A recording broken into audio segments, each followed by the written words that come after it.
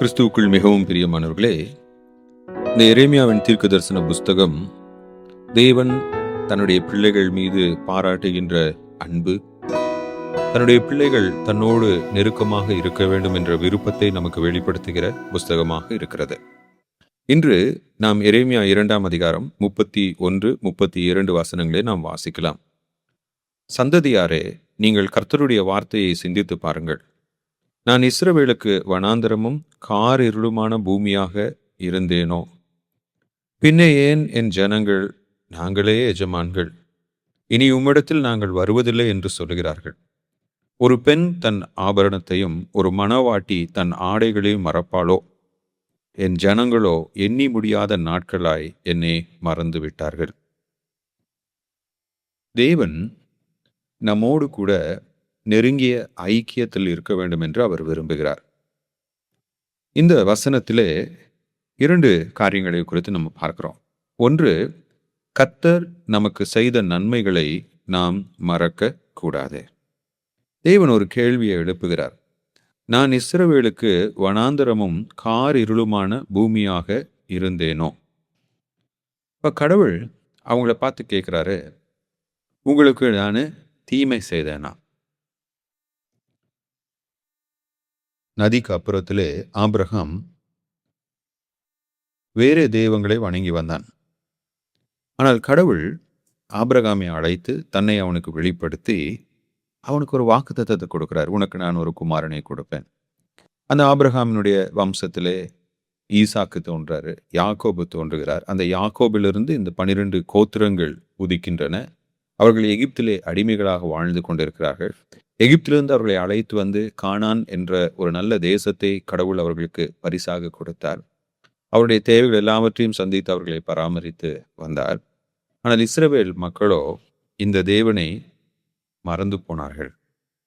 32ஆம் வசனத்துல ஒரு அழகான ஒரு எடுத்துக்காட்டை ஆண்டவர் மறுபடியும் கேள்வியாக வைக்கிறார்.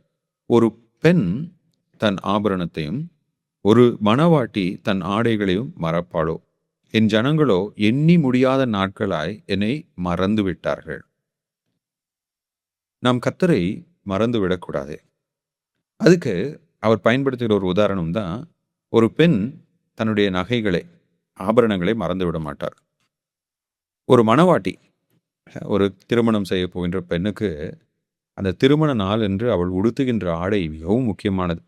நம்முடைய கலாச்சாரத்தில் பட்டு புடவை எடுப்பாங்க, ரொம்ப ஜாக்கிரதையாக எடுப்பாங்க. அது திருமண நாளுக்காக ரொம்ப விசேஷமாக ஆயத்தம் பண்ணுவாங்க.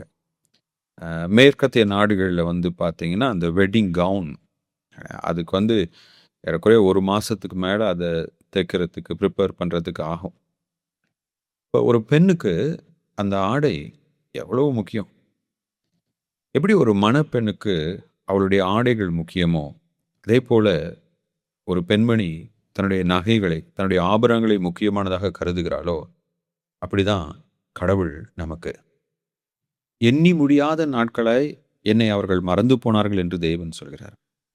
இப்போ எனக்கு அன்பானவர்களே, நம்முடைய வாழ்க்கையிலும் கூட நம்ம எளிதில் கடவுளை மறந்து விடுகின்றோம். கடைசியா நீங்க என்னைக்கு வேதத்தை தியானம் செய்தீர்கள்?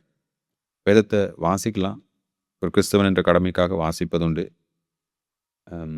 இல்லை என்றால் ஜெபிப்பதுண்டு. ஆனால் கடவுளோடு என்றைக்கு நம்ம நெருக்கமாக நேரம் செலவழித்தோம்? அவரோடு கூட அந்த உறவை நாம் என்றைக்கு இன்பமாக கடைசியாக அனுபவித்தோம்? நம்மளே அநேகர் கடவுளை விட்டு தூரம் போய் பல நாட்கள் ஆகிவிட்டது. நம்மை அறியாமலே நம்ம கடவுளை விட்டு ரொம்ப தூரம் போயிட்டோம். ரொம்ப தூரத்தில் இருக்கிறோம். ஆண்டவர் நமக்காக காத்திருக்கிறார். எப்படி அந்த கெட்ட குமாரன் தன்னுடைய தகப்பனை விட்டு ஓடி போனானோ, அதே போல நம்மளே அநேகர் ஆவிக்குரிய வாழ்க்கையிலே ஆண்டவரை விட்டு விலகி சென்றவர்களாக இருக்கிறோம். நாம் கர்த்தரை மறந்து விடக்கூடாது. அவர் நமக்காக காத்திருக்கிற தேவனாக இருக்கிறார். எனவே எனக்கு பிரியமானவர்களே, இந்த 2 வசனங்களும் தேவன் நம்மோடு கூட நெருங்கிய ஐக்கியத்தில் இருக்க வேண்டும் என்று விரும்புகிறார் என்பதை நமக்கு வெளிப்படுத்துகிறது. அந்த தேவனை மறக்காமல் அவரை அனுதினமும் தேடி அவரோடு கூட நெருங்கி வாழ நாம் ஞானம் உள்ளவர்களாயும் வாஞ்சியுள்ளவர்களாயும் இருக்க கர்த்தர் நமக்கு கிருபை பாராட்டுவாராக. ஆமென்.